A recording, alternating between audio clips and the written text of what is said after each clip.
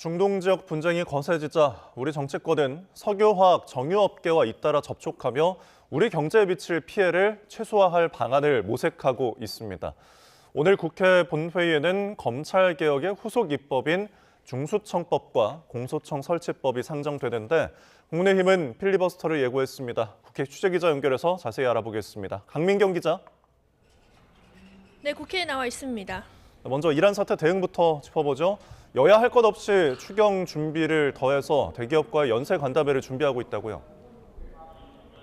네, 민주당 소속 정무위원회와 금융위원회는 오늘 오전 중동 사태가 우리 경제에 미치는 여파를 최소화하기 위한 당정 협의를 진행했습니다. 이혁원 금융위원장은 정부가 추진하는 벚꽃 추경을 언급하며 기업과 소상공인, 서민 금융 지원을 확대하는 프로그램을 마련해서 반영하겠다고 했습니다. 민주당 상설기구인 을지로위원회도 움직이기 시작했는데 오늘은 석유화학 대기업과 만나 고유가 상황에서의 애로사항을 청취합니다. 국민의힘도 유가 급등에 대비하는 차원에서 송원석 원내대표 주재로 정유업계 대표와 정책 간담회를 열었습니다. 송 원내대표는 낙관적인 희망보다는 최악의 시나리오를 염두에 둔 냉정한 상황 판단이 필요해 보인다며 현장의 목소리에 귀를 기울이겠다고 했습니다. 정부 비판도 빼놓지 않았는데 박수영 의원은 호르무즈 해협에 발목 낀 선반이 적지 않은데도 이재명 정부는 소극적인 걸 넘어 무책임해 보인다고 목소리를 높였습니다. 네, 또 오늘 오후에는 국회 본회의가 예정돼 있는데 당정청 조율을 마친 검찰개혁 관련 법안이 올라가죠? 네, 정부 여당이 추진하는 검찰개혁의 두 번째 관문, 공소청법과 중대범죄수사청법이 본회의에 상정됩니다. 공소청 검사의 권한을 대폭 축소시켜 법사위까지 파죽지세로 협의안을 통과시킨 민주당, 앞으로도 원팀 정신으로 개혁을 이어가겠다고 공언했습니다. 국민의힘을 향해서는 민생법안 처리에 협조하라며 마지막 경고장을 날렸는데 들어보겠습니다. 간사 중심의 단독회의 추진은 물론 일하지 않는 위원장의 권한을 제한하는 국회법 개정까지 모든 수단을 동원하겠습니다. 향후 상임위원장 여야 배분 문제는 원점에서 전면적으로 재검토할 것임을 다시 한번 분명히 밝혀두는 바입니다. 민주당은 윤석열 정권 조작기소 국정조사 계획서도 본회의에 올리겠다는 방침입니다. 이렇게 세 개 법안 중에서는 공소청법이 가장 먼저 올라갈 걸로 보이는데 국민의힘은 이들 법안에 모두 반대하며 무제한 토론을 재차 예고했습니다.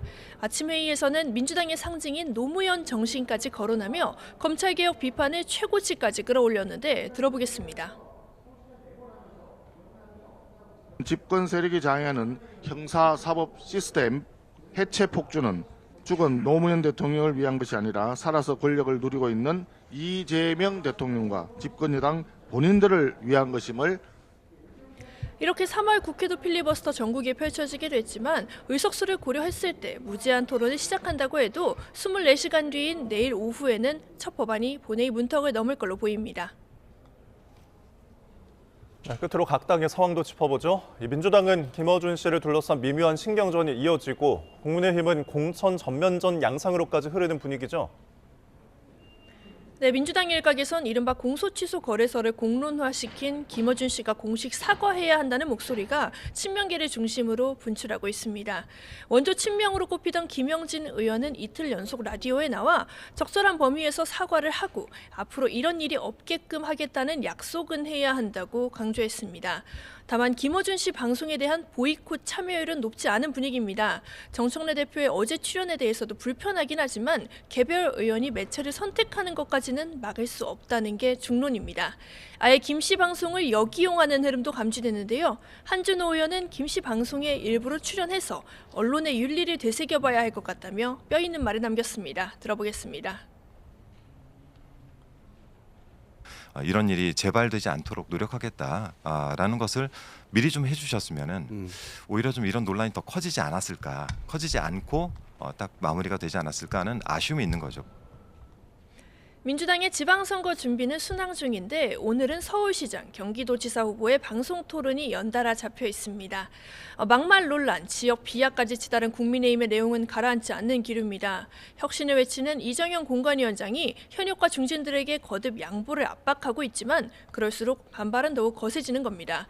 보수 우세 지역인 대구시장 공천이 최대 뇌관인데요. 이진숙 전 방통위원장을 낙점한 것 아니냐는 기류 속에 대구 지역 의원들은 오찬회동으로 대책을 논의합니다.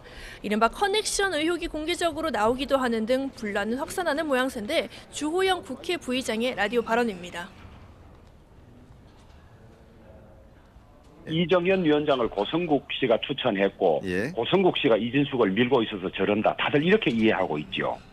이기는 사람을 공정하게 공천하는 것이 혁신이지 무슨 자기 독단대로 사람을 자르고 넣고 하는 게 혁신이 아니거든요. 충북도 잡음이 상당한데 현역 지자체장 중에 첫 번째로 컷오프된 뒤에 법원에 가처분을 신청한 김영환 충북도지사는 오늘 SNS에 누가 감히 누구의 목을 치려 하느냐고 반발하고 삭발을 단행했습니다. 하지만 이정현 공관위원장은 SNS에 세대 교체, 시대 교체를 하자며 새로운 인물이 전면에 나서야 한다는 입장을 굽히지 않고 있는데요. 당 지도부는 구체적 입장을 삼가는 가운데 논란의 중심이던 박희영 용산구청장의 재입당 요구를 보류하기로 결정하는 등 세부 공천 작업을 이어가고 있습니다. 지금까지 국회에서 YTN 강민경입니다.